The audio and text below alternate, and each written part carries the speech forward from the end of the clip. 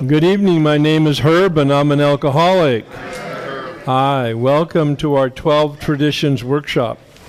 Please join me in the prayer for an open mind. God, please set aside everything that I think I know about myself, my brokenness, the 12 traditions in you, for an open mind and a new experience with myself, my brokenness, the 12 traditions, and especially you. This is the foreword to the pamphlet AA Tradition, How It Developed by Bill Wilson, published in 1955. How shall we AAs best preserve our unity? When an alcoholic applies the 12 steps of our recovery program to his personal life, his disintegration stops and his unification begins. The power which now holds him together in one piece overcomes those forces which had rent him apart. Exactly the same principle applies to each AA group and to Alcoholics Anonymous as a whole. So long as the ties which bind us together prove far stronger than those forces which would divide us if they could, all will be well. We shall be secure as a movement. Our essential unity will remain a certainty. May we never forget that without permanent unity, we can offer little lasting relief to those scores of thousands yet to join us in their quest for freedom. It is the purpose of this workshop to review and discuss each of the 12 traditions so we may better understand and apply them to our fellowship and to our personal lives. Please join me in a few minutes of meditation on that purpose. That is why we are here. Please join me in the serenity prayer. God, grant me the serenity to accept the things I cannot change, the courage to change the things I can, and the wisdom to know the difference. We are here to talk about our second legacy, unity, and to review the 12 traditions. Crosstalk is allowed in a loving and supportive manner. To be informed and helpful are our only goals. As you know, I think I do a lot of work at the Mary and Joseph Retreat Center in Palos Verdes, and they have a retreat for couples on December 5th, the weekend, December 7th. 5th to the 7th, Friday night through Sunday lunch. And it's being facilitated by Father Terry Ritchie, who is a Catholic priest of about 50 years and sober about 45 years. He's done this retreat for 44 years. And so it's a wonderful wisdom-based retreat if you're interested in going as a couple. He doesn't do it necessarily from the any type of doctrinal perspective. He does do it from AA and Al-Anon perspective. He's a member of both. You may or may not have been to the workshop on Saturday on centering prayer, but it was well attended and we had a really good time. We do have recordings of it that have been now edited and put up on the website, 12steptapes.com. And so you could find it there, and Dave is making it available at a reasonable price. And I don't know, it's probably 3.5 hours of recorded presentation and dialogue on the entire intentional consciousness, starting with prayer, meditation, contemplation, mindfulness, centering prayer, the gambit. And I facilitate a centering prayer group at the retreat center on the second and fourth Wednesday of each month from 7:30 to 9 in the evening. If you're interested, there's a couple flyers there on the table about that. The workshop for the steps begins in January. A nice large supply now of flyers are there. I would appreciate your support in getting those out. We did distribute to you a couple things on the 11th step. One is about centering prayer, a 2-page flyer, and the other is more an inventory on a daily basis concerning your intentional consciousness. And so it's not my inventory, but I saw it and I liked it, and so I made copies of it for you. If you find it useful, terrific. So we're here to discuss tonight the 8th tradition, and the short form is Alcoholics Anonymous should remain forever non-professional, but our service centers may employ special workers. The long form, Alcoholics Anonymous should remain forever non-professional. We define professionalism as the occupation of counseling alcoholics for fees or hire.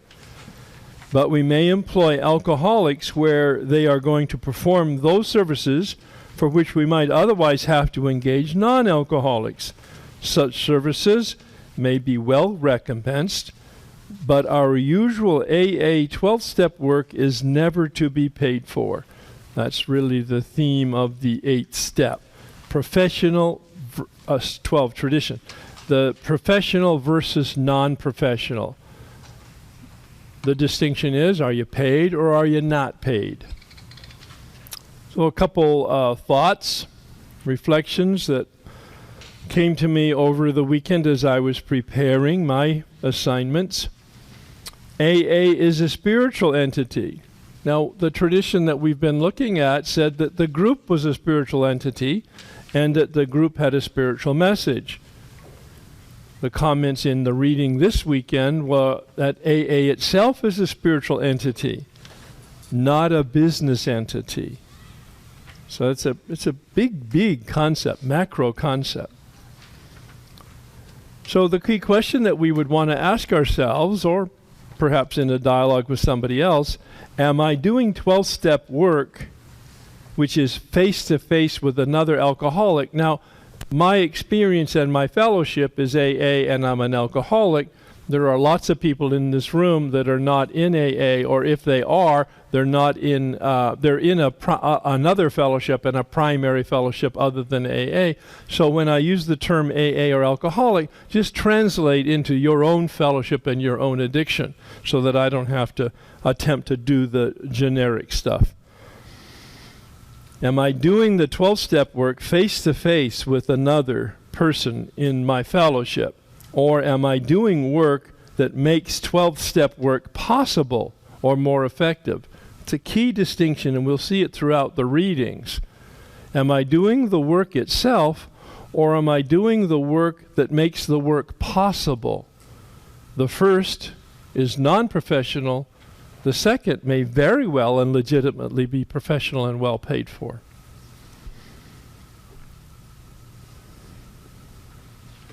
So, for instance, when I'm speaking one-on-one to an alcoholic about alcohol, AA, and the steps, or at a legitimate meeting of Alcoholics Anonymous, I've been invited to be a speaker or a facilitator at a meeting of Alcoholics Anonymous, I do that for free, right? But on the other hand, if I'm speaking to anybody other than an alcoholic and I'm offering them my spiritual advice and counsel, I have every right, legitimately, even if I'm talking about steps and the process of the steps, to charge them a fee. Because I'm an alcoholic, and I'm not talking to an alcoholic. I'm not doing 12-step work in the sense of Alcoholics Anonymous. Now, I'm saying some things from my own perspective. If you have any resistance or disagreement with, or would like clarity on any of that, that's what this workshop tonight is really going to be about. And of course, when I'm speaking to anybody that's not an AA designated event, then I can charge a fee for that. So I've been hired by treatment centers to come in and speak to their clients about the world of Alcoholics Anonymous. I've been hired by treatment centers to meet with their staff to give them some training on the steps and the vocabulary of sponsorship and meetings and what they need to be looking for. And I'm paid for that, all right? In some cases, I do it for free. Justin. What makes you a professional in that field? I receive a fee. No, but you must have some kind of backing up for it, too. Why? Well, because people don't pay for nothing, right? Well, of course not. That's why they pay me. They get something. Well, but you must have some training, is what I'm getting. Okay. If you insist. Right? Well, But I have a bachelor's degree in psychology, and I have a certificate in spiritual direction. But I have no other experience in AA. The what? A lot of it. I have a lot of experience in AA. I have a lot of experience with the Big Book and with the steps, absolutely. But when I'm not speaking to alcoholics or I'm not speaking to an Alcoholics Anonymous group, I'm free to charge if I want to. And you've also written a book, and that makes you an authority, correct? Well, I would hope so. I would hope so. No, wait. It's a really good point. Well, let me clarify that. I have written 2 books, actually. I've written a book that's a guidebook to the Big Book. But what that is, it's a summary of the instructions that were given me when I went through the steps 3 different times by 3 different people. I kept a record of all of the instructions that they gave me, and what I did was amalgamize, condense those or bring them all together, synthesize, that's the word, synthesize those into a orderly fashion of instructions. But the minute that I published that book, I gave the ownership of the book completely and legally, formally, to a treatment center, a women's recovery home, because I didn't want any connection with money for that. It was given to me for free. I wrote it, I took the time to do that, but it was my gift back in gratitude for the gift that had been given me, and now the House of Hope receives the royalties on that book, and it has since 2004 for 10 years. In contrast to my second book, which I published in 2010, which is a recap of my entire spiritual journey, especially the process of the steps and my experience with the steps, but in a much broader context, bringing in comparative religion, bringing in my experience in the Catholic tradition, bringing in my experience in the Buddhist tradition. I'm a dilettante in that area, and some other areas. And for that, I receive royalties on a regular basis. So, and from that standpoint, I didn't realize that at the time, but it has given me some credibility in the marketplace because I took the time to write a book and organize my thoughts on that. You've proven yourself with the book. Yeah. Yeah, because I'm reading your book, and I think it's fabulous. All right. There's still some left. No, but I can hear your voice in the writing. Oh, yeah. That's what I love about it. Yeah. Thank you. Thank you, Justin. Thank you. Richard had his hand up. The young Richard. Weren't you silent in silence for 7 years? Say it again. Weren't you in silence for 7 years? I was in a monastery for 7 years, which only... The what? No wonder you like to talk. And no wonder I like to talk. That's right, exactly. Haven't stopped talking since. Richard. How do you, and I realize this is a difficult question to ask, how do you assure, because you can't know, how do you assure to people that you're talking to that you're not a representative of Alcoholics Anonymous? It's not my job. But what do It's not my job to assure people that I'm not a member of AA. I don't ever reference it. I'm a member of AA. Or represent it? And I certainly don't ever represent that I represent them, yes. do you say that you're an alcoholic? I absolutely do say I'm an alcoholic. Yeah, that has, yeah. I'm also male. I'm also white. Yeah, I understand. But I would assume if I were in your audience Yeah. that you have You would assume correctly, but it's not what I said. I cannot control or manage your assumptions or your perceptions or your conclusions. I know what I say. And the tradition, of course, in anonymity, which I've spent a lot of time in fact, preparing because of my public visibility, is anonymity is at the public level, press, radio, television, and film, not in a room. where there's no camera. I can say I'm a member of Alcoholics Anonymous in any room of anybody. The PTA, the gathering of the Chamber of Commerce. I can say I'm a member of Alcoholics Anonymous. That is not a break in the tradition, as long as there's not a camera rolling or a picture being taken. That's the tradition. And we'll come to it, tradition 11 and 12. Yeah. Yep. Please. How many people do you think receive your message? Well, I don't know. Millions. Well, I guess because, I was broken, and that's how I got into Yeah. Al-Anon. Yeah.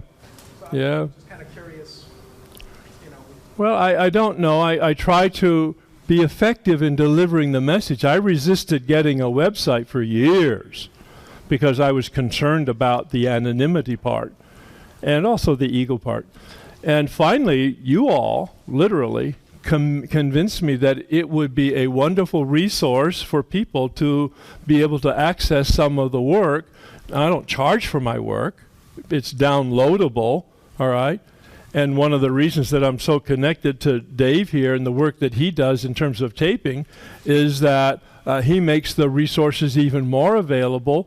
And now he's in business. That's what he does for a business. He's a professional who's making 12-step work available. This is perfect. I hadn't even planned this. No, I hadn't even planned this. But this is perfect contrast. He's not doing 12-step work tonight. He's doing Dave's work. This is his profession. This is his company. This is his business. And a special worker. And a special worker he is. And so his agreement with me is that he will have exclusive rights to the CDs of the workshop for 2 years. And they'll be on his website. And then after 2 years, he releases them into the public domain. They'll go on my website for free. Please. So thank you for asking the question. Oh, yeah, thank you. I forgot we had a microphone. Okay. Just hit it. Well, is the light on? Yeah, now it is. Just needed a moment. Nicole Al-Anon. Hi, Nicole. Thank you for that. Anonymity is really only broken when you say somebody else is in a program. Not true. But why aren't we allowed to break our own anonymity? You're allowed to do anything you want.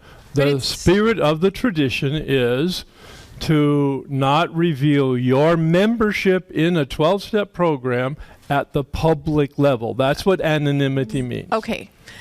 Thank you. Yeah. Just that there's a lot of confusion about that.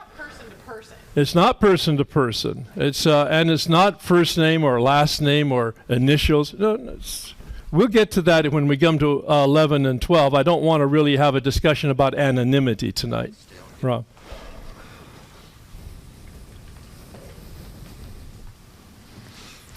You gonna introduce me? Rob, compulsive eater. How about, and this has come up, and I'm curious about it. I'm confused about it. A circuit speaker, or a well-known member, Sure. goes to a retreat or an event long distance. They're not paid an honorarium or a fee, but they may be paid expenses, travel expenses. Does that professionalize what they're doing? Well, it is a question. Yeah. And do you have a theory or opinion or experience with that? Well, I don't have personal experience with that. All right. I have an opinion. All right. I have an opinion that it is. I don't think it's inappropriate to compensate someone their expenses for long distance travel. Right. Actually, I will say I do have an experience sort of like that. Yep. OA has a convention every year Yep. in LA, and I was asked to speak on a panel, and I was not planning to attend the convention. Yep. So when I was asked, I said, I'd love to come and speak. Do I have to register? Do I have to pay for a whole weekend registration? Right. And the answer was, well, yeah. Basically, you can't no one can attend unless they register and pay. All right. And I bristled a little at that. You should have, actually. Why do I have to pay, such and such? And I did, I took the high road eventually, and my sponsor said, how much have you spent on pizza? Kind of that kind of thing, So contribute to the fellowship and do your service, and I did, and I was glad that I did. Yeah. But my initial reaction was, I certainly don't expect to be paid for this work, but you're telling me I have to pay to do the work on top of the time. So well, that was my. I mean, there's a very real situation, and my contrasting experiences with the South Bay Roundup in Torrance. All right, they ask me regularly to do a workshop or something like that, and of course there's no out-of-pocket expense in terms of travel, but because they want me to be at the whole roundup, and they're asking me to do some service work. Number one, they cover my full registration and the banquet dinner if I want to do that, and they'll put me up in the hotel each night of the 3-day roundup on their dime. Now, I don't do that because I live close enough that it's not what I want to do, but that's the spirit that they have about it. If we're asking as a roundup for you to do something, we want it to, number one, be convenient, and number two, we don't want you to have any out-of-pocket expense. So that's just the culture of that particular roundup. I'm invited to speak at different conferences around the country, actually, and they assure me, and I confirm this, no out-of-pocket expense. They'll pay for my parking at the airport, they'll pay for my air, they'll pay for my shuttle, they'll pay for meals. All right. Now, I'm not paid any stipend for AA talks. Absolutely.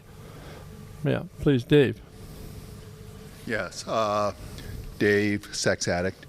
And we had our convention in LA this last year, and I was on the committee, and we had a similar situation to Rob's, where we had asked people to speak, and we started to make exceptions for those who were in dire financial situations where we would cover their expenses, but not as a general rule. Yep. For the most part, we said, well, you've spent all this money acting out. You can spend the money to go and register. But for some, that the parking or registering was going to be a problem, we comped them. Yeah. See, now you're hearing lots of takes on this, and that's exactly right. Very much like the group itself, that's a group conscience of that particular convention. Absolutely. Wonderful. Those are 3 really perfect examples and all different. Yes, George Barrel Alcoholic. Yes, I was invited to speak at a convention in the Philippines. All I had to do was get there. Yeah, exactly. All right. All right. So when doing education or facilitating any group, there's a possibility of a fee. And so, for instance, there's a group of men that do a retreat on an annual basis, and this last couple months ago they asked me to facilitate the retreat. It's an AA men's retreat. Excuse me. It's a men's retreat of AA people, because there's no such thing as an AA retreat. Right? There's no such thing as an AA bake-off. There's no such thing as an AA car wash. Right. I mean, really. There's no such thing as an AA retreat. There can be a retreat of AA people. This happens to be a retreat of men from AA. Now, because it's AA and I want to honor and do the work that I do as a payback, we never had any discussion about this except come to the retreat, facilitate it for us. At the end of the retreat, unbeknownst to me, they had passed the basket and they gave me a nice stipend, all right? A little reimbursement for expenses or whatever else, a gratitude thank you. And I said thank you. I took it, of course. Please. Kim, alcoholic. Going back to these things, I thought of something that I'd run across a few years ago. A woman was asked to speak, and they were going to pay her fare to fly out to wherever she was going, but they wanted her to send a tape of one of her talks. Right. And she refused. Okay. Because she felt it would be promotion. And her answer to them was, either you send me the money or you find a tape of mine somewhere else, but I will not send one because I won't promote. Okay. She was what I would call a fundamentalist. All right. Yeah, and it's a particular stance, a very rigorous stance. I won't say rigid because it's just rigorous. It wouldn't be my stance. People ask me for my tape. I send them my books and my tape. It's not promotion. I let them to know who I am. That's the difference between a humble person and a slightly recovered narcissist. I'm Rob, codependent. Hey, Rob. I think the definition of professional that has been presented is too narrow for me because. What is the definition that you've been presented that at least you're hearing? Let me say, okay? Yep. A professional is someone who professes something. Okay, that's not the definition in this room right now. What's the definition in the 8th? I didn't reread the 8th. A person who is a professional is a person who's being paid for their time and effort. Paid is the distinction. Okay. All right. Well, my question is, it's like, well, we talked about authority. What about expertise? Is a professional someone with expertise? You're missing the point. You want to put some substance in it. There's no substance at all in the definition. Okay, the professional is a person who's paid. A non-professional is a person who isn't paid. Okay, that's your definition. Well, that's the definition of the 8th tradition. Okay, I will look in the dictionary to see what it is. I don't want to argue the point. Okay, good. My point is this, okay, it's like, I understand the difference between, okay, there's no such thing as an AA workshop. I'm sure you agree with that. Because, I absolutely agree with that. Okay, so it's like, this is outside the program. What is? This workshop. This has nothing to do with this has nothing to do with the program. I understand. This has nothing to do with AA or Al-Anon. Yeah. But it's like, when I think of the 8th tradition, it's like, I'm thinking, okay, well, it has nothing to do. Suppose someone is a psychologist and they come into the AA meeting. Yep. They don't charge, but then they don't charge for what? They don't. I mean, they are not paid. For what? For whatever they do in the AA meeting. Well, let's be clear. You said they come into an AA meeting. Okay, are they asked to do something? No, as a member. As a member, yeah. And then they present themselves as an expert. Not in the AA meeting, they don't. Well, it shouldn't be that way. Not in the AA meeting, they don't present themselves in any professional capacity at all. So AA meeting is one-on-one. No, that's not true. Okay, in the respect that, okay, Bill said he didn't get well until he passed it on. So it was one drunk healing another. For me, that's the core of the AA work. That right there, what you just said, that's the core of the AA work. It's very clear in the literature. One alcoholic talking to another alcoholic. The exception would be where an alcoholic is talking to a group of alcoholics in an Alcoholics Anonymous meeting. Mm-hmm. But still, the essential message is one-on-one. Yeah, I absolutely agree. Okay. And I just... I don't want to cast any, I have no problem with what you're doing. In fact, I applaud it because it's helped so many people. Mm-hmm. It's just that it's a problem of it's not with you. I'm trying to clarify the 8th tradition for myself. Right. Okay. And it's just that different situations arise which aren't like this. Well, that's exactly why we're talking about the tradition, which is a guideline for the different situations. Yeah. Absolutely. Yeah. Okay. Well, I'm glad this is really helping me to clarify my thoughts. Yeah. And you'll find the readings from the language of the heart and in the 12 and 12 very, very clarifying as we go through this, the balance of the workshop too. Thank you. Great, thank you.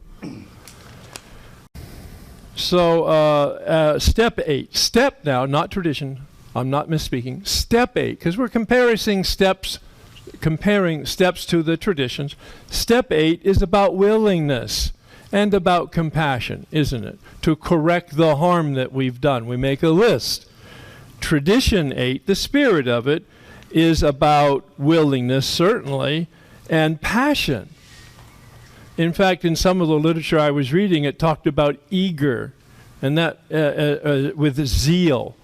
And I hadn't looked at the word zeal for a long time until I looked it up in the dictionary.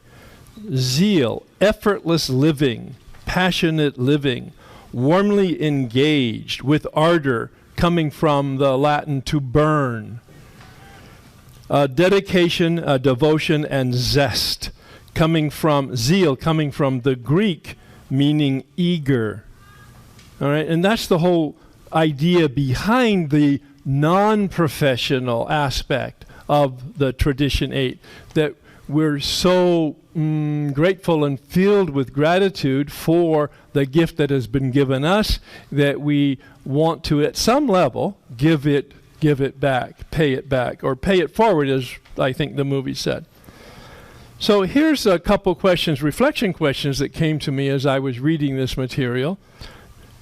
Do I share my experience or do I share my opinions? That's huge, big difference.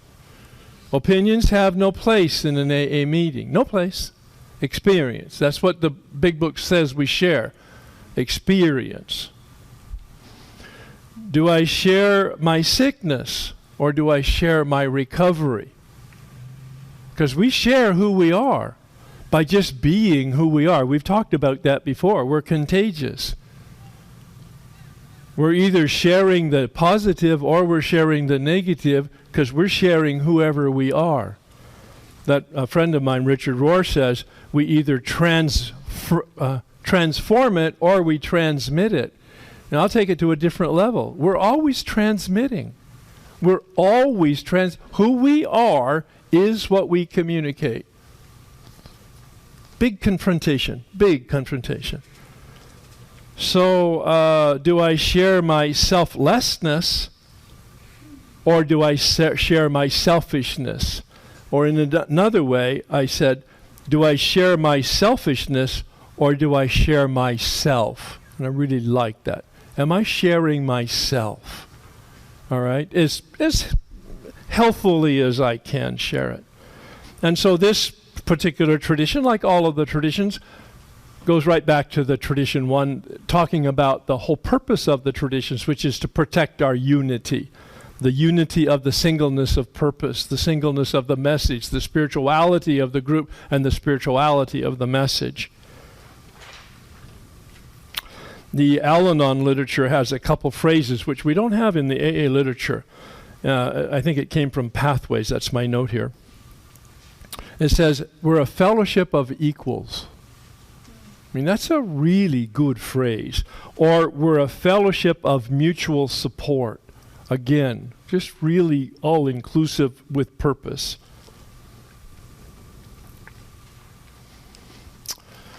Okay, so let's then go to the assignments. We're looking at the first of the books, which is Language of the Heart, the material from the Grapevine.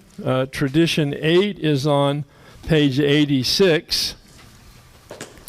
And there's just 2 pages there. Let's focus on page 86 first. Are there highlights or comments in anybody or questions that, Michael? Michael Alcoholic. In the first paragraph on that page, almost entirely unorganized and completely non-professional, this mighty spiritual current is now flowing from alcoholics who are well to those who are sick, one alcoholic talking to another. That's all. Yeah, once again, reinforcing that. And in that phrase, he says, a mighty spiritual current. At first I thought it was like the electricity current, a current of energy, until I came and read the second paragraph in which he has this phrase, a life-giving stream. So clearly he's talking about a river flow here, the mighty spiritual current, which reminds me, I think I did distribute to you the healing circuit meditation. Did I? No. Okay, I'll bring it in because it's a takeoff on a meditation. Excuse me. It's a meditation taking off from Bill Wilson's article in 1958 on emotional sobriety. He has a phrase in there, and it's really dense, about the healing circuit. Well, that phrase really intrigued me in the context of emotional sobriety, so I spent some time really meditatively unpacking it, and a meditation came out. I'll bring it in next week, which is very relevant to this, the healing circuit, that level of energy that is the life of spirituality. I think Nicole was, no, okay, just standing. Go on, George. Hi, George, barrel alcoholic again. Nor does any AA like to be told just how he must handle that new prospect of his. You know, and my sponsor told me that there were many different ways to take people through the steps. Oh, yeah. And, you know, just, you know, he did it the way his sponsor did it. Exactly. But I've actually developed my own way, which is... And that's appropriate. You know, I've been through the steps a few times, and it's kind of a melange of the different methods. Yep, that's exactly my experience. My sponsor took me through, my sponsor gave me directions on the steps in my first year. He never took me through the steps. He said, do them. And he showed me the books to do it from. And of course, I didn't know what I was doing, so it didn't have much effect. But then 5 years later, I found a man who literally walked me through each page, each step in the big book. And that was the beginning of my experience. But then 3 years later, another man, another set of instructions, 85% the same, but 15% different. And then 3 years later, I went through it with another man, and about 80% the same, 20% different. But I made notes of all of these trips. And then as I began doing the workshops and basing my workshops on my own experience, which was an amalgam of all of those instructions, then it began to be obviously codified into what is now the workbook or the guidebook. And there was a point that you made. Oh, and I have personalized it, of course, because not only did I receive their instructions, but I had my experience, and a different experience each time, and so that has colored my my instructions, my own experience. And that's what you were saying. Yeah. Yeah, please. You know, a lot of working the steps is not just reading out of the big book, but embellishing that with my own particular personal experience in various of these areas. Embellishing isn't a word I would embrace, but I understood the spirit of it. Yes, and you know, much of my current approach embodies your teachings. Embodies is good. Embodies is good. Embellish, because you know, we're egomaniacs, and you should see the stuff I see that people said I said, or forms that are passed out that they said they got from my workshop, and I go, where did this come from? It's not my work. Let me change the word embellish to illustrate. Illustrate. Wonderful. Good. Good. Yeah.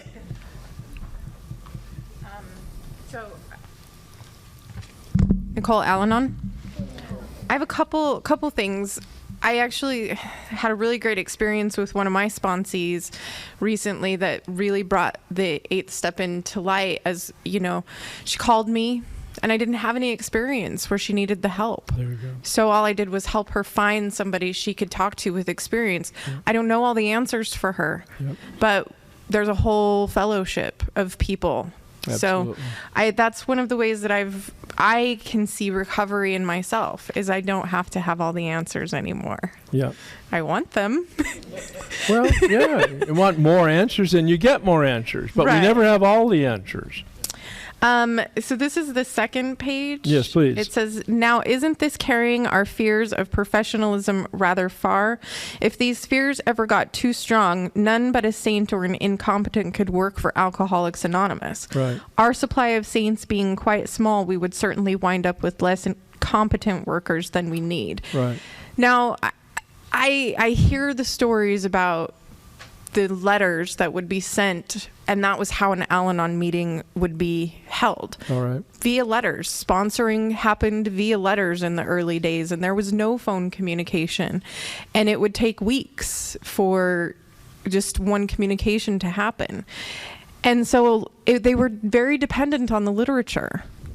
And so I'm, between the AA literature and the Al-Anon literature, I have to say I'm pretty grateful that they employ special workers. Sure, yeah. Because it's edited well, it's textually, visually, everything's just really well kept, and it's exactly like it says in here. If I was not paid to do this work, I'd be done. Nobody after a could few count weeks. on its quality. No. And so they make that distinction here in the middle of 87, and then we'll go on to the others. Primarily, these folks are not doing 12-step work when they're writing a pamphlet or where they're doing secretarial work at General Service Office. It says further on, they are just making more and better 12-step work possible. And so in the South Bay, for instance, we have a central office. Well, we have a manager of the central office. That's a paid employee to keep the office open, to receive 12-step calls. Now, the people who are receiving the 12-step calls and responding to them are all volunteers. But this woman who runs the central office orders books and distributes books and all that kind of stuff that the central office does. And that's a paid employee of the central office, which has then its own board of directors that manages that. Please.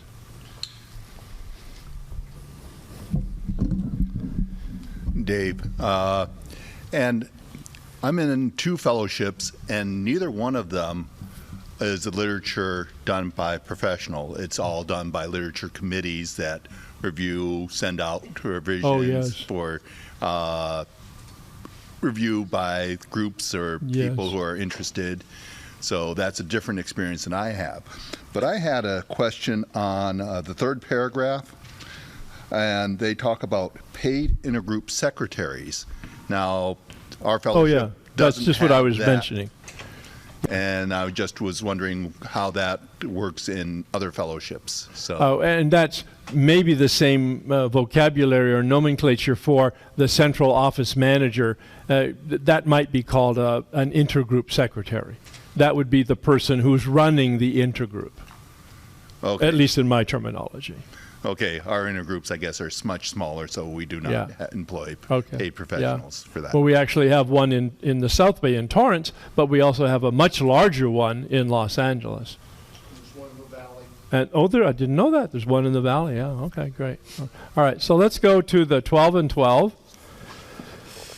So anybody have any highlights on page 166 that they would like to comment on?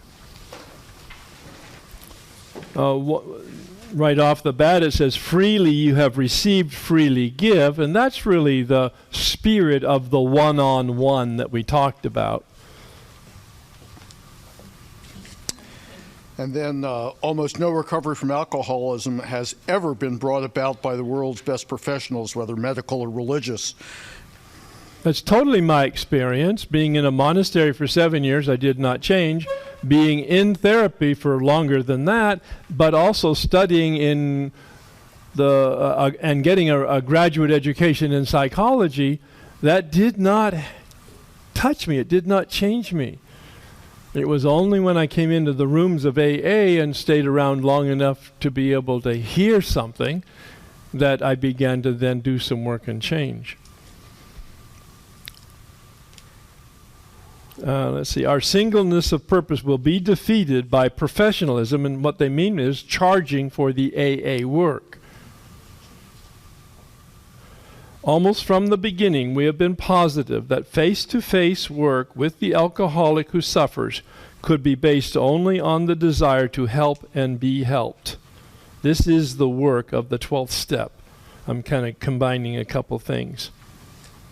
The money motive, he says, compromises the person. And also above he says, money and spirituality do not mix. Now we saw that phrase in the 7th step where he says money and spirituality do not mix except in the basket. On page 167, how are we doing there? Anybody have any comments, questions, resistances? Please. Would you consider translation work? Translation work. I would consider it terrible work because I couldn't translate anything. But sure, of course, it's work. Now, you can, if you want to translate, you could volunteer your time. But then I can't count on you. And I can't even count on the quality of the work or the promptness of the work. Would you then consider that to be paid? Absolutely. Absolutely. Translation for me should be paid for work. Absolutely. Yeah. Yeah, actually some is paid and some isn't. Okay. But it's all reviewed and possibly by paid people. Yeah, there you go. So, because it's, you know, I think there's 68 languages now that the Big Book has been translated in, but they're all approved. And there were a number of different translations early on into Spanish, and they were different. Sure. And so finally, you know, there was one that was approved. And these were approved now by the volunteers, you know, on the General Service Board of Trustees and the Literature Committee. So that's unpaid volunteers doing that, but some of the translation is done by paid people. So it's a mix. Well, and he says on page 167, caretakers who swept floors, cooks who fried hamburgers, secretaries in offices, authors writing books, all of these we have seen hotly assailed because they were, as their critics angrily remark, making, this is in quotes, making money out of AA, ignoring the fact that these labors were not 12-step jobs at all. All right? They were making 12-step work possible. So there was a lot of confusion in the early days. There's very little confusion today, although there's a lot of ignorance today. All right? Which then taps right into emotions, and then people speak from places other than their brain. Nicely put, huh? Nicole Al-Anon. Hi, Nicole. In case you didn't get that the last 3 times I was up here. The one thing that another thing that I really appreciate, and it was in the reading, and I've learned as being an intergroup rep, is as soon as it hits that process and it's completed, so it starts at I don't know where it starts in AA, but in Al-Anon, it starts probably in a group, then it goes to the intergroup, and then it goes to World Service. And then it starts getting written, and then it's edited, and then it's taken back to World Service. And so it goes to the professionals within the program, but then it goes back down to the non-professionals, and the spiritual side of the things is really where the ultimate decision is made. So there's a tremendous vetting process, right? All right. Yes, Betsy. We're going to pass the basket. George is going to take care of that. We basically didn't make rent last week again, so it's a small group. Do what you can. We've got reserves from when we had more people, so do what you can. Be conscious of it. Betsy? The phrase authors writing books brought up a question for me. Bill was very poor early on for a long time, but he wound up a wealthy man. Yes, he did. Could you please explain how? Oh, sure. Bill had royalties on the big book. You may or may not know that. Originally, the original group of AAs wanted Bill to write the book and then give it away for free. Thank God, the group conscience and Bill's good guidance said, no, we have to charge for the big book.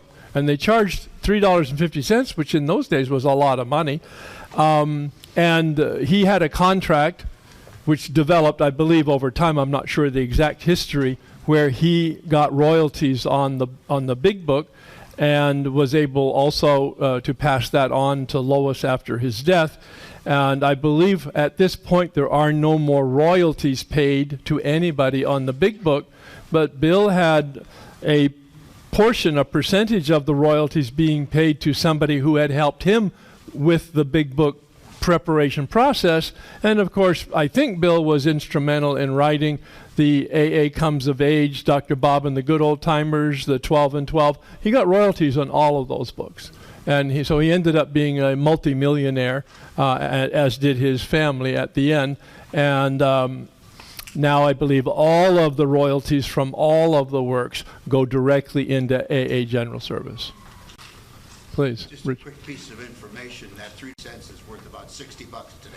Oh, that's interesting. $3.50 in 1939, when the book was published, $3.50 in 1939 would be worth about $60 right now. That probably sounds about right. I know in 1956, I had my very first job. I was a sophomore in high school, and I was a gas station attendant at a service station. Remember those days? Yeah. Service station, washed your windows, checked your oils, pumped your gas, 50 cents an hour. Glad to have it. It was a great job. Yep, 1956. All right. So, page 168, if I've skipped anything, bring it up, but let's go to 168 and 169. Anybody have highlights on those pages that would like to comment on? Yeah, Rob. So on 169, in the first paragraph there, it says sacks of letters. Letters must be answered by people who know, saying that we need to hire AA members to do this work because they, have the experience of recovery. But is that... If they're giving advice to other alcoholics, isn't that kind of 12-step work at that point? Well, it's certainly a gray area marginal. Here they've obviously made a decision that people who are writing the letters are merely responding to letters that are written in, and it's not 12-step work, that they're giving some kind of advice and direction based on the accumulated experience. I'm not sure exactly what the protocol is there and the culture in the General Service Office, but be quite clear that they're quite clear about the difference between the professional work of a secretary who happens to be an AA person with some experience and the non-professional care that AA person gives to another AA in terms of direction and suggestions. Yeah. But it's a wonderful observation, and I'm sure they're very clear on that. Hi, Katie, all 12 steps. Katie. Or probably. I haven't tried them all yet. Okay. On 169, the fear will always lurk in every AA heart that one day our name will be exploited by somebody for real cash. Even the suggestion of a thing never fails to whip up a hurricane, and we discovered that it has a way of mauling with equal severity both the just and unjust. They're always unreasonable. I like that as it applies to when my life gets wrapped around money. Right.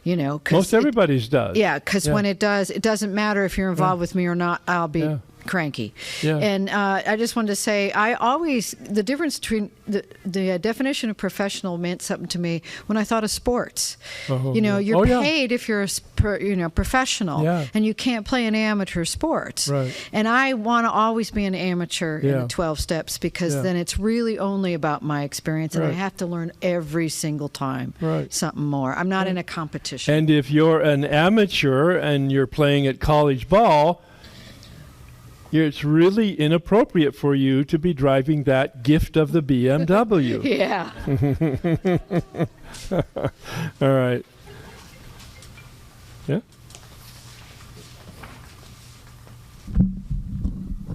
Hi, my name's Greg. I'm in three 12-step programs. Hey, Greg. And my question is, so if I'm a worker at a central office or whatever, I'm getting paid. If I want to stick to the principles, does that mean I still have to do? That doesn't count as 12-step work. I still have to do. If I want to live up to the principles, I have to work 12-step work outside of my job that I get paid. Yeah. Okay. Well, it's a critical question, all right, and much more relevant in the area of therapy and certified alcohol treatment programs, all right, where people are trained, they have degrees, they have lots of experience, and they're helping people at a professional level, and they're being paid. And the problem sometimes with the treatment credentialed people and the therapists who have the degrees who are in program, they think that they're doing 12-step work while they're doing this work for helping people, and they're certainly helping a lot of people with their disease, but they're being paid for it. So they still, it would be a suggestion, need to go to meetings and need to have sponsees and need to spend free time working with their sponsees, taking them through the steps and not utilizing their degree directly in that area. All right, and so many people lose their sobriety because they get confused and they're not doing the continued service work because they construe their professional work for their service work, and it's not the same at all. If you're making money, you're working. If you're doing whatever labor it is for free, that's the service work. So it's critical, critical distinction. Thank you. Thank you. Yeah. Hi, Jeff. I'm an alcoholic. Hey, Jeff. I can relate to this. My first sponsor was my therapist. So Okay. I came into the program after being a member and constantly going out. Yeah. So my therapist, got me on his path and got me to start working the steps. And then As a therapist or as a sponsor? first as a therapist, then as my sponsor. See, it's basically an issue of ethics. That was an unethical act. A therapist cannot have a personal relationship with his clients. Okay. My question, I always felt a bit conflicted about it, but... Yeah. Well, I understand the heart space, and I understand the benefit. Oh, my God, he's got credibility, he's got expertise, you're doing the dance, it's very efficient. Right. I understand it. But so as a sponsee, I guess I felt the conflict was his. It is his. Is he getting pay? Is he doing it for pay or for the 12th step? As a sponsee, I'm not breaking any traditions, right? I'm Correct. benefiting maybe from having an experienced sponsor. Absolutely. Okay. Yeah. No, the problem is his, not yours. Yep, absolutely. Page 170. Anybody have a highlight, question, comment, resistance? Yeah, it's Rob again. Hi, Rob. I do have a problem here, or a question, we'll say. In the long paragraph there. What page? It's 170. Good. 170. It says, in the middle, it says, unthinkingly, AA so employed recklessly broke anonymity to thump the tub for their pet enterprise. Closer to the bottom says, yet not a single one of them had been hired to do AA's 12-step work. The violation in these instances was not professionalism at all. It was breaking anonymity. AA's sole purpose was being compromised, and the name of Alcoholics Anonymous was being misused. Yeah. This, to me, harkens back to the very first thing that was being discussed tonight, where your experience is you go to speak to a non-AA group, you're paid a stipend, they know your name, you identify yourself as an alcoholic, you talk about your experience of recovery through the 12 steps of AA, even if you don't say I'm a member of AA, I think they can figure out where you're a member. And so at that point, why does this paragraph not apply there? I see it's not 12-step work. But, well, because the connotation, as I read it, is that there is some at the public level connection between AA membership and this person at the public level. That's a break in anonymity. Okay. So that might be the thing that doesn't jump out so clearly to me. Right. That they're saying it's kind of at the level of press, media, or wider community. Because they do say it, and it's not subtle. He was immediately tempted to use the name Alcoholics Anonymous for publicity or money-raising purposes. So that's, in fact, recklessly broke anonymity to thump the tub for his pet enterprise. He's at the public level using advertising of his relationship with AA and his membership in AA to give himself credibility. And that's just wrong. That's a break in anonymity. Okay. So again, so let's say the person, let's say someone just mentioned a therapist who act as a sponsor, but let's not that particularly, but the therapist or professional caregiver identifies themselves to their patient as a member of AA. addict in order to, again, to have credibility, legitimacy, connect. I would probably do that. All right. I think that's so totally that's not legitimate. Professionalism at that point. I don't know the ethics of that profession. I don't know that. Right. But it would seem to me, well, in fact, I do know that. Alan Berger doesn't at the public level.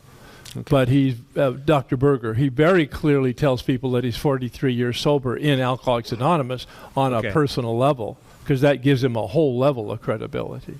Absolutely. It's not advertised at the public level. No, that's a one-on-one, or maybe he shares it in a group. So I don't know. Maybe it's maybe is it an issue of affiliation though? Is affiliation is good, but it's AA. Yeah, AA affiliation. Alan Berger is not AA. Okay. As an organization, he's a member of AA, and that then becomes an anonymity issue.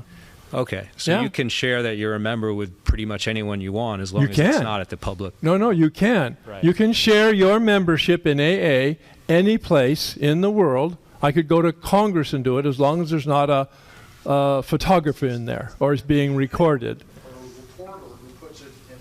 Well, no. The reporter putting it in the paper is his job.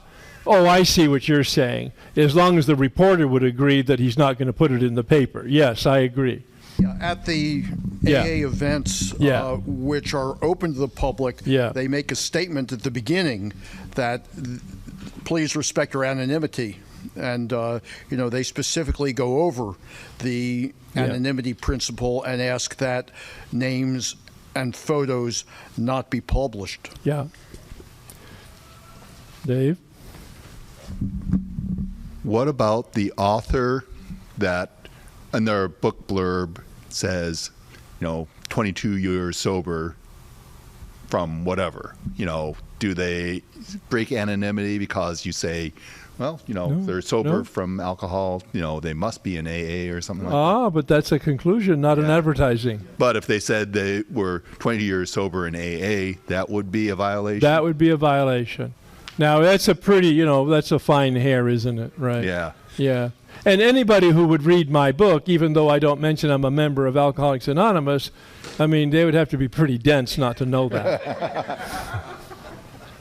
So page 171 wraps it up on this particular angle. Our 12th step is never to be paid for. Could that be any clearer?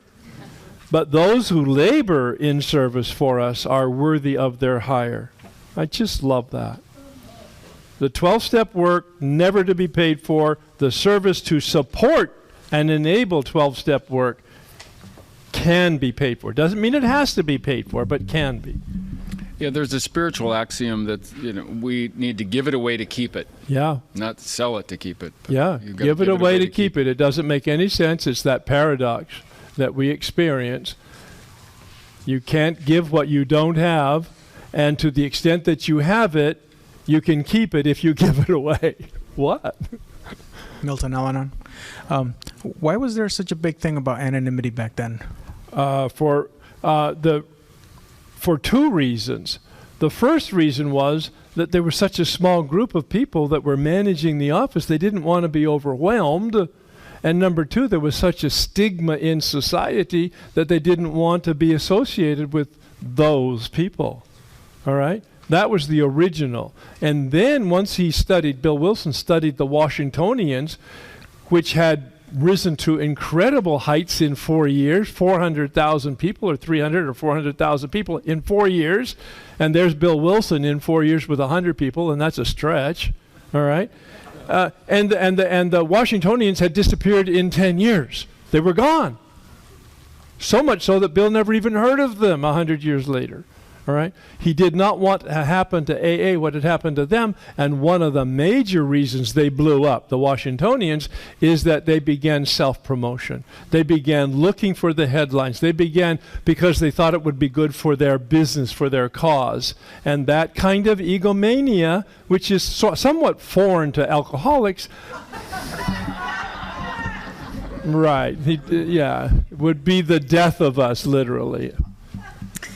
The last sentence reminded me when it says, "But those who labor in service for us are worthy of their hire." Yeah. That reminds me of on page 169, and we pay them well. They earn. So we hire AA staff members, we pay them well, and they earn what they get. And I kind of like that idea because I know that I tend to minimize a lot, and I should give and I shouldn't be paid and compensated. So I like that balance of when I'm giving as a program member, I give freely, and being paid, I don't need to make myself less worthy because somebody might judge me for being paid. I just like that it's felt esteeming and valued. Yeah. Well, just know that if you're going to be paid in any proximity to a 12-step anything, you're going to be criticized. Just know that. But as my sponsor said, it's only the people who raise their heads out of the foxhole that get shot at. You want to address like coaches or interventionists? I would love to. Sober coaches and interventionists and sober companions. These are all relatively new job titles that have developed over the last 10, 20 years. And they are bona fide professions, and there's training for it, and in some instances like intervention, there's certification, all right? But these are bona fide professions. They're not just waking up one morning, I don't have a job, I'm a recovered alcoholic, I know some stuff, I think I'm going to be an interventionist. That's just really not how it works, because it's a very life and death kind of profession. And the more training you have, and you work I would never do interventions. You work your tail. I mean, I know some of us here do interventions. I don't. I wouldn't touch it because it's like a 24/7, you're on, and it's the hot site, and you're educating hysterical people, and you're calming down tornadoes, and then you bring them all together to confront the alcoholic and try to get them to go to treatment. Oh, that sounds like fun. It is an absolutely perfect Al-Anon job if, in fact, you're a black belt Al-Anon, where you're detached from all the chaos. But it will somewhat feed you. Yes, absolutely. And then the sober coaching is the same kind of thing. It's kind of a professionalized sponsorship in a way. And then what was the other one? Sober companion. It's a wonderful, it's almost a ministry, that sober companion thing, if done correctly. A woman I know does this work for one of the major treatment centers, and they send her all over the United States to be with people who are recently sober. She was recently hired by a very famous, world-renowned orthopedic surgeon. Gives you shivers to think about that. He's a drug addict and alcoholic, and he's a chronic relapser. And so she's basically actually staying in his house. And of course, he hasn't stopped drinking and using, but as he says, it's really helped me reduce my drinking and using. She's getting paid whether he drinks or not, but she's there to sort of remind him. And he took her to the Bahamas on one of his trips, and it wasn't an orthopedic surgeon trip. Yes, and she had to stand by in a cottage and watch all the chaos among his friends, and then they went back home. I mean, it's kind of like, whoa, are you kidding? But she finally resigned that job because she couldn't handle it. Because he wasn't really going to actually make an effort, and so he might even just have to die. You dated that guy. Yeah, that's right. That's right. Yeah. So if an AA member acting as a citizen, but not as an AA member, can become a better researcher, educator, personal officer, or author, that's not a word in here, on page 117 in AA Comes of Age, why not, it says. Yeah, and we already quoted this one. But those who labor in service for us are worthy of their hire. That is, people at the in the early days of General Service Office were paid less than competitive rates because people had such a prejudice about working for money in the 12-step community. And then they saw the error of their ways about justice. You don't underpay somebody just to equal the sort of the balance sheet. You make a competitive payment. So that's why you have human resources people that make sure that happens. So I look at Pass It On, a book written in 1984, and it has some more material on the royalties situation. Our history proves that the sometimes idealistic majority of that day was seriously mistaken. Had there been no book earnings for headquarters and no royalties for Dr. Bob and myself, this is Bill Wilson, AA would have taken a very different and probably disastrous course. Dr. Bob and Sister Ignatia could not have looked at those 5,000 drunks in the hospital pioneering at Akron. I would have had to quit full-time work 15 years ago. There could have been no 12 traditions, no General Service Conference. Finally crippled, the headquarters could not have spread around the globe. Indeed, it might have folded up completely. Lacking close attention, our public relations would certainly have gone haywire. Anonymity at the public level, our greatest single protection, would have evaporated. Consequently, our unity would have been lost. Tradition 8 solved once and for all the difficult issue of Bill's own position in the fellowship and the income he derived from AA. It took 10 years to work it out. And there's more here. I don't need to read it, I don't think. The book royalties he received were not a payment for 12-step work.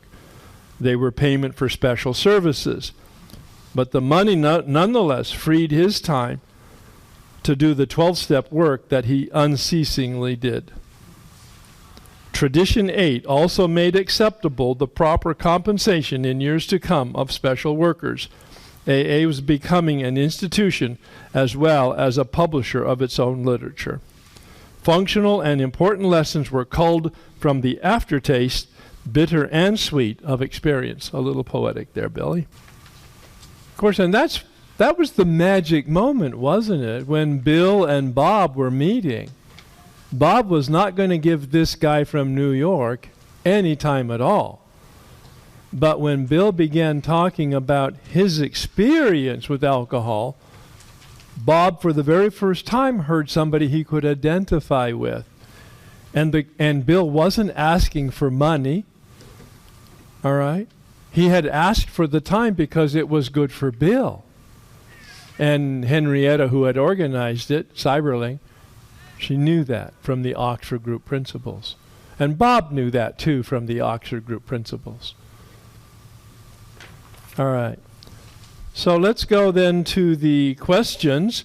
Write a paragraph. Are you a professional? How does it apply in your life? What is your perspective on your skills in AA? But more especially, personally, I'd be interested in your reflections at work, in your personal relationships with your family and friends. Anybody have a reflection that they would like to either summarize or even read in response to that question?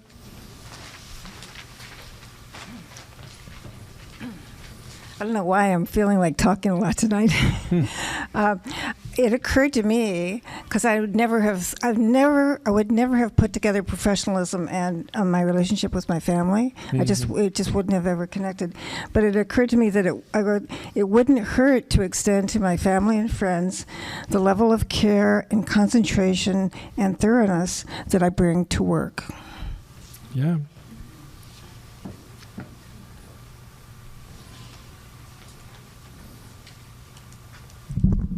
Nicole. This was really cool for me with my family. Again, we're still going through a lot the personal, the very private stuff. And what was really good is it's like I get to reflect so much in situations like this because it's happened so many times on my own recovery, and where I used to act professional with my own family. Like I had all the answers and I knew what was best for everybody else in my family. Now I get to just shut up and I say nothing and I do nothing, and I show up and I try to be helpful and useful. And this was a really good reminder of just my own recovery and seeing how that works. So I get to treat my family like they're all newcomers. Well, yeah, that works. My daughter is working now where she is supervising a group of people, and she's 24 years sober in AA and a very experienced sponsor and step worker.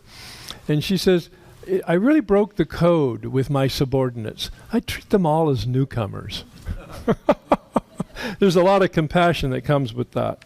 The AA tradition, now I have the older version, so you won't be able to follow my... On pages 25 to 28, there's a whole section on this whole money thing. Let's see if I have anything additional. Oh yeah, he has a summary at the end. That we must at all costs avoid the professionalization of AA. That simple 12-step work is never to be paid for. That AAs going into alcohol therapy should never trade on their AA connection. That there is not and can never be any such thing as an AA therapy or an AA therapy. All right? That AA members may, however, be employed by us as full-time workers provided they have legitimate duties over and beyond normal 12-step work. We may, for example, surely engage secretaries, stewards, cooks without making them professional AAs. And then one additional line here on the next page. It comes down to this. Have we AAs the right to deny society the benefit of our special knowledge of the alcohol problem? I thought that was particularly well phrased. Do we have the right to deny society the benefit of our special knowledge of the alcohol problem? Our respective 12-step fellowships help their members maintain their personal recovery and encourage them to offer to share their recovery experience freely with others who may have a similar problem. This we owe to our fellowship's future, to place our common welfare first, to keep our fellowship united, for on unity depends our lives and the lives of those to come. When anyone anywhere reaches out for help, we want the hand of our fellowship always to be there, and for that, we are responsible. After a moment of silence, please join me in the prayer of St. Francis. This is the prayer of the non-professional. Lord, make me a channel of thy peace, that where there is hatred, I may bring love, that where there is wrong, I may bring the spirit of forgiveness, that where there is discord, I may bring harmony, that where there is error, I may bring truth, that where there is doubt, I may bring faith, that where there is despair, I may bring hope, that where there are shadows, I may bring light, that where there is sadness, I may bring joy. Lord, grant that I may seek rather to comfort than to be comforted, to understand than to be understood, to love than to be loved. For it is by self-forgetting that one finds, it is by forgiving that one is forgiven, it is by dying that one awakens to eternal life. Amen. Thank you. See you next week on Tradition 9.